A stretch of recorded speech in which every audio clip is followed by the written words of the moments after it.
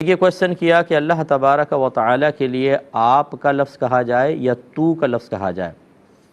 دیکھیں ہمارے اردو عرف میں آپ کا لفظ ادب کے لیے استعمال ہوتا ہے، چاہے ایک کے لیے استعمال ہو رہا ہے، جیسے ہم والد صاحب سے کہتے ہیں آپ ادھر آ جائیں، اور یہ جمع کے لیے بھی استعمال ہوتا ہے کہ آپ سب ادھر آ جائیں، تو یا بہت سارے بیٹھے ہوں صرف اتنے کہیں آپ آ جائیں تو وہ اس کا مطلب ہے آپ سب آ جائیں، تو جمع کے لیے بھی استعمال ہوتا ہے۔ تو یاد رکھیے کہ اللہ تبارک و تعالیٰ کی ذات چونکہ واحد و یکتا ہے، اس لیے اس کے لیے ایسے الفاظ کا استعمال ہی افضل اور اولیٰ ہے جس میں یکتائی پائی جائے، جمع کا اس میں تصور نہ ہو۔ اس لیے اللہ تعالیٰ فرماتے ہیں، ہمارے علماء نے منع فرمایا کہ فرماتے ہیں کہ لفظ نہ کہیں، اور آپ کا لفظ اللہ کے لیے کہنا ادب نہیں ہے، بلکہ یہ اس کو سمجھ لیں کہ میں اس کو یہ بھی نہیں کہوں گا کہ بے ادبی ہے بہت بڑی، نہیں، لیکن ادب کے خلاف ہے۔ ادب ہے تو کہنا، اور اس کی دلیل یہ ہے کہ پورا قرآن پاک اٹھا کے پڑھ لیں۔ عرب میں واحد کے لیے کاف کی ضمیر استعمال ہوتی ہے، ایاکا، جیسے ہم تیری ایاکا نعبدو، ہم تیری عبادت کرتے ہیں،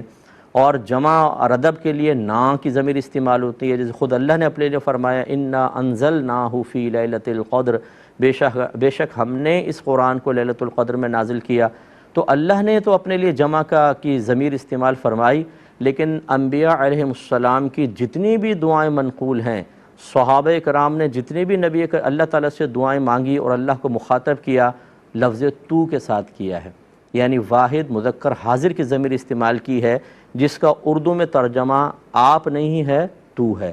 یہ سمجھانے کا مقصد ہے کہ عرب کے اندر بھی آپ اور تو کا تصور تھا، یہ نہیں ہے کہ جی ان کے ہاں تو ایسا تھا، ہم اردو میں کنورٹ کرتے ہیں تو اپنی لینگویج کے مطابق آپ اور تو کا انتخاب کریں، ان کے ہاں بھی تھا، اور انہوں نے ہمیشہ اللہ تعالیٰ کے لیے لفظ تو کا استعمال کیا۔ اس کا مطلب ہے کہ جو نبی استعمال کریں ادب اس میں ہے، نہ کہ آپ اپنے عرف کو بنیاد بنا کر جو طریقہ نبیوں نے اختیار کیا اس کو چھوڑنے میں سمجھیں کہ ادب ہے۔ اس لیے اللہ کے لیے لفظ تو استعمال کریں، یہی ادب اور احترام اور اس کی وحدانیت اور یکتائی کے مناسب ہے۔ ایک کالر ہمارے ساتھ ہیں۔